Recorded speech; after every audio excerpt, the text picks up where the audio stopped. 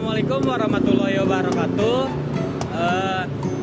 Pada kesempatan kali ini kita akan membahas tentang bagaimana kondisi jalan trotoar di Bojong Soang, Kabupaten Bandung.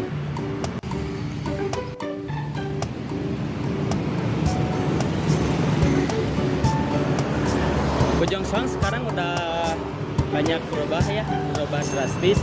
Bukan lagi sekedar jalur alternatif kalau mau main ke wilayah Bandung Coret atau Bandung Selatan. Apalagi sekarang sudah banyak properti dan proyek besar seperti Podomoro yang dimana kelihatan modern banget. Tapi sadar gak sih, tepat di pagar-pagar megah itu ada realita kota yang sangat panas. Bisa dibilang Bojong Soang ini ngalamin paradoks tata ruang kota yang sangat pelik.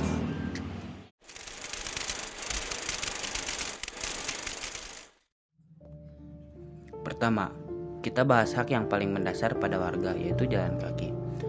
Coba deh sesekali jalan kaki di sepanjang jalur utama Bojong Soang. Trotoarnya alih fungsi jadi lapak jualan, tempat parkir motor, atau bahkan buat drop-off ruko komersil. Ini namanya privatisasi ruang publik kita direbut paksa secara pelan-pelan. Udah gitu, kualitas fisiknya hancur-hancuran. Banyak tiang utilitas ditanam asal-asalan tepat di tengah jalur. Buat yang sehat aja ribet, apalagi buat teman-teman difabel. Guiding block buat tunanetra hampir gak ada. Kelandaian atau rem membuat kursi roda juga gak dipikirin.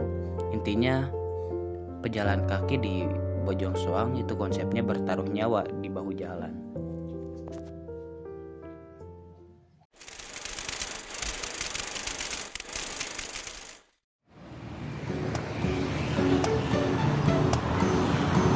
Bojong Soang secara alamiah daerah resapan air, dekat juga dengan sungai, tapi untuk cuan, hanya demi cuan dan pertumbuhan ekonomi, lahan-lahan hijau sekarang berubah menjadi abu-abu beton. Imbasnya kawasan makin gerah dan mudah banjir dan minim banget untuk healing secara gratis gitu.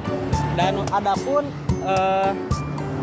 taman yang bagus dan asri ya di dalam klaster perumahan elit yang dimana hanya bisa diakses oleh penghuninya, dan kalaupun ada untuk taman yang bisa diakses oleh warga lokal ya langka banget. Kalaupun ada ya paling tidak ramah untuk anak-anak dan lansia, apalagi difabel gitu. Dan sekarang udara sejuk dan kawasan hijau sangat langka, yang dimana sekarang itu udah menjadi fasilitas premium yang harus dibeli dengan uang dan bukan lagi hak-hak untuk warga.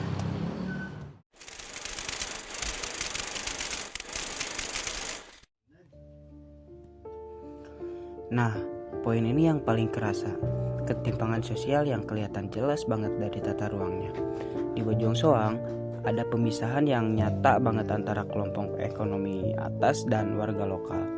Infrastruktur berkelas dibangun buat memanjakan penghuni kawasan elit, sementara ruang hidup warga sekitar ya dibiarin tumbuh organik saja gitu, tanpa sentuhan yang memadai. Warga lokal akhirnya yang harus menanggung dampak buruknya, mulai dari macet parah tiap hari sampai suhu udara yang makin panas. Pembangunan di sini kesannya terlalu mementingkan kelompok tertentu, kayak lagi memanjakan pendatang tapi membelakangi warga lokal yang udah lama tinggal di sana.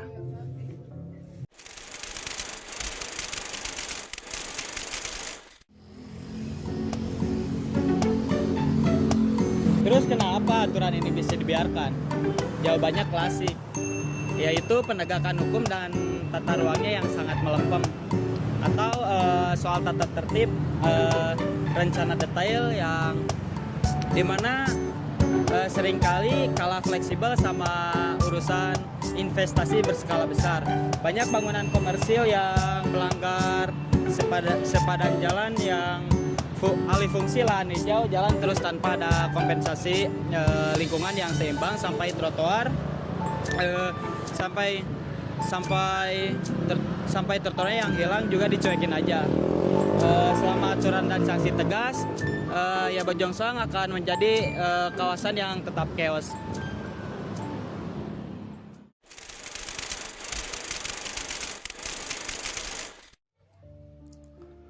Pembangunan kota itu harusnya gak cuma dinilai dari seberapa banyak gedung yang baru dibangun atau seberapa estetik gerbang sebuah perumahan.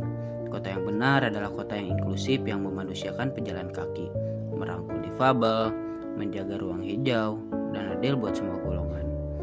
Bojong Soang ini jadi alarm keras buat kita semua, karena kalau ruang kota cuma dirancang buat kenyamanan kelompok tertentu, kenyamanan itu sebenarnya cuma ilusi yang berdiri di atas ketimpangan.